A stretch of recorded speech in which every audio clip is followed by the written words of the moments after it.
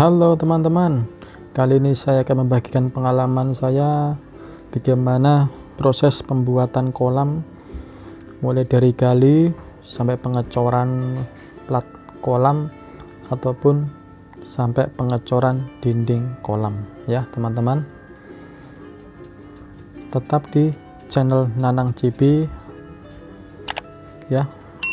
Ini proses penggalian tidak kita sertakan ya teman-teman, ini langsung saja. Nah seperti ini kolam dewasa dan kolam anak-anak. Sebelum kita pasang untuk pembersihannya, kita semprot dahulu dengan anti termin ya.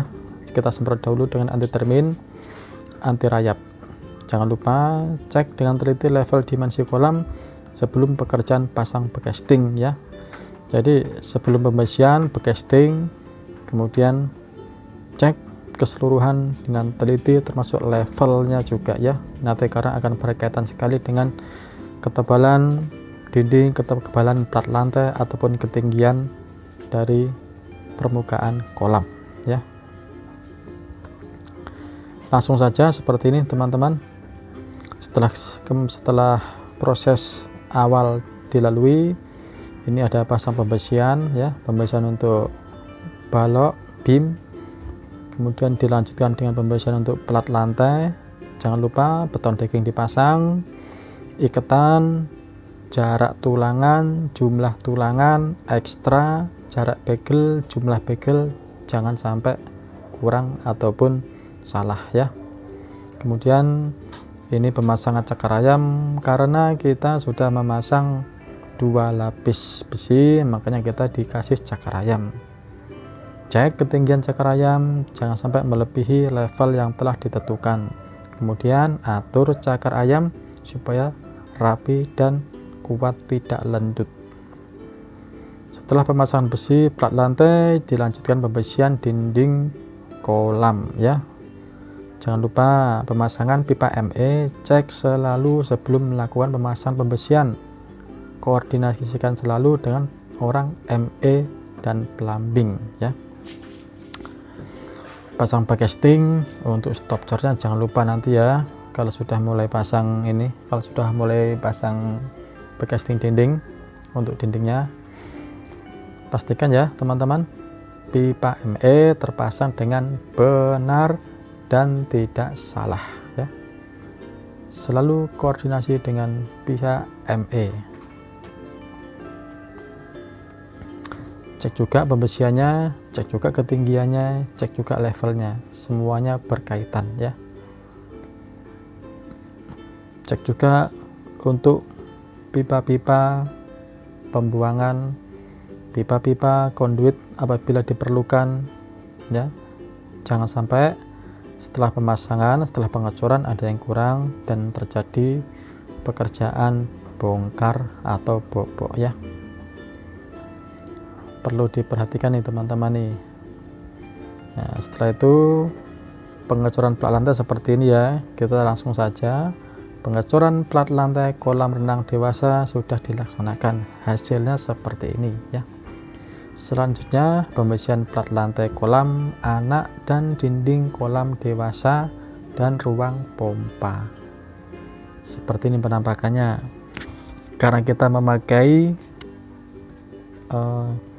gutter untuk overflow, kita pasang bekasting terlebih dahulu ketinggiannya, kemudian setelah itu baru kita marking ya. Makanya selalu koordinasi dengan pihak survei yang menguasai marking, yang menguasai untuk pekerjaan lain ya. Cek juga pembersihannya, ketinggiannya, bentuk overflow-nya seperti apa, R-nya seperti apa ya teman-teman. Jangan sampai salah ya. Ini penampakan bekasting gutter overflow. Setelah itu marking line untuk modulnya ya. Modul sangat penting karena berkaitan sekali dengan desain.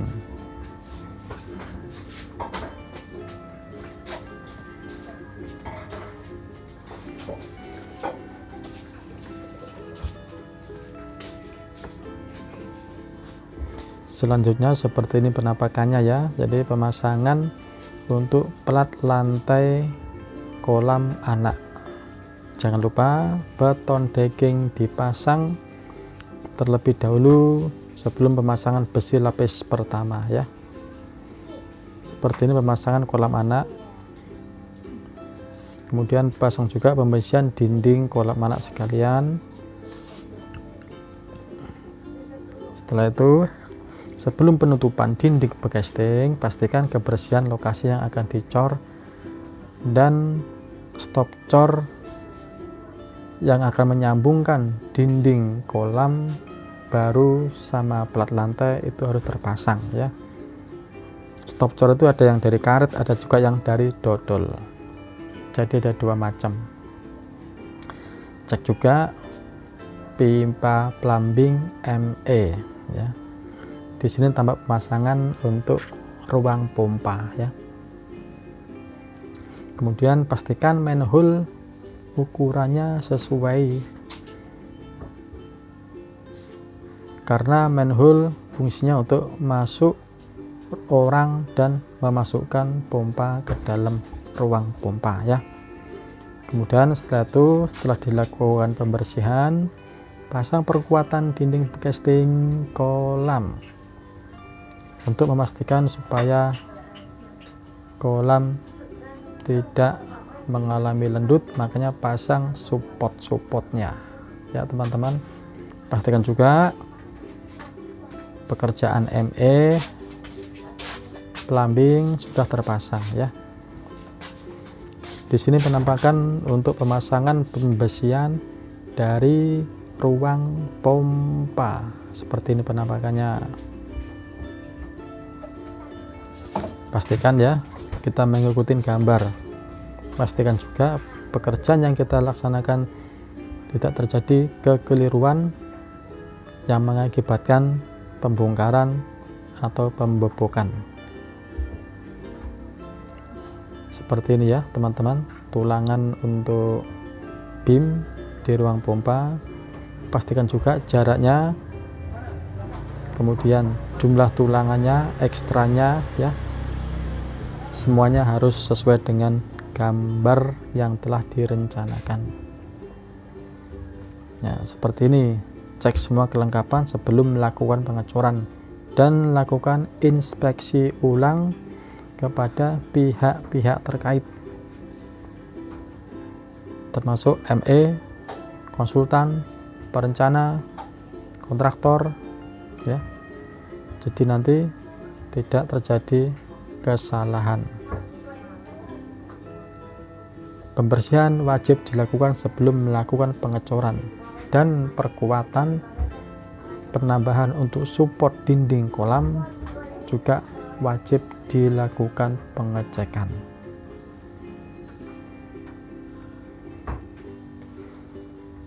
Ya seperti ini penampakannya ya.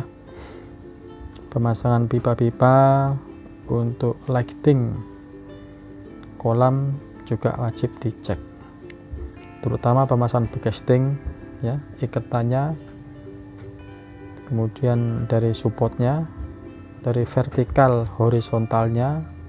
Casting itu sangat mempengaruhi hasil bentuk pengecoran nantinya.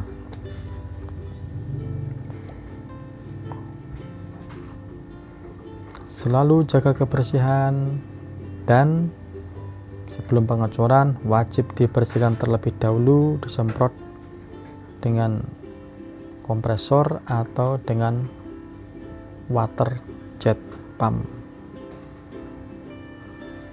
Nah seperti ini ya teman-teman penampakannya dinding kolam ya.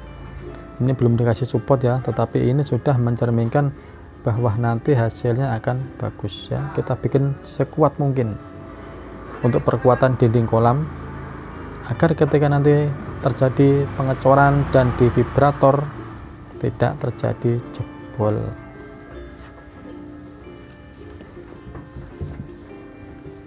Seperti ini, jangan lupa vertikal, horizontal dinding kolam wajib dicek ulang. dan selalu pasang stop cor untuk dinding kolam stop level dari ketinggian dinding kolam. Seperti ini penampakannya ya.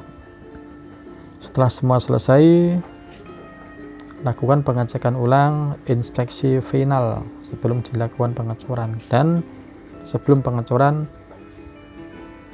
beton yang lama wajib disiram karbon ya.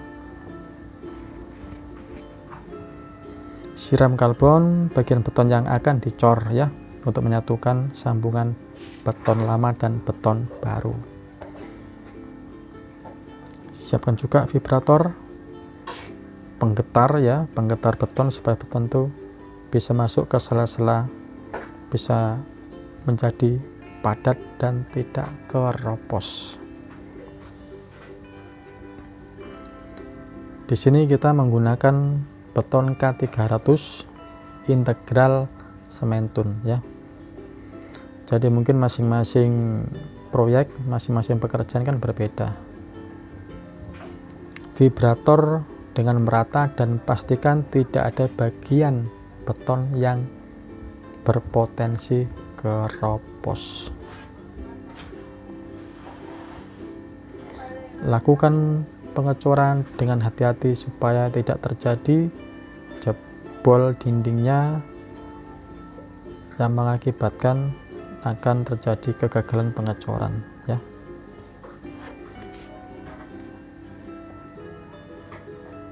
Nah, seperti ini teman-teman ya. Setelah pengecoran selesai, penampakannya seperti ini ya. Jadi setelah mulai mengeras, pelan-pelan support dan casing dibongkar ya.